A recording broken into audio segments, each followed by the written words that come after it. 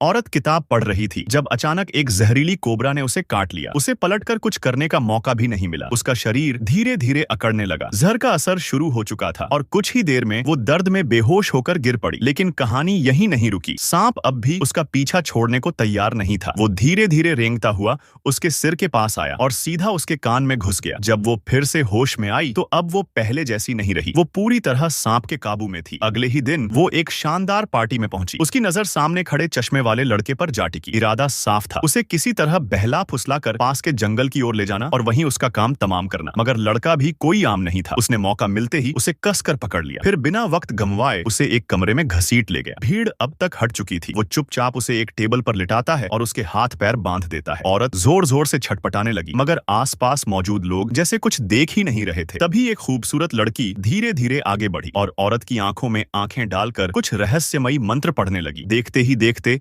औरत की आंखें पूरी तरह काली हो गईं, जैसे अंदर कुछ और ही मौजूद हो। फिर वो लड़का अपना हाथ उसके मुंह के अंदर डालता है और जो निकाला वो सबके होश उड़ा देता है। वो वही कोबरा था। उसने उसे जमीन पर फेंककर बिना किसी झिझक के अपने जूते से कुचल दिया। सांप वहीं दम तोड़ देता है। उसकी कहानी वहीं खत्म हो जाती है।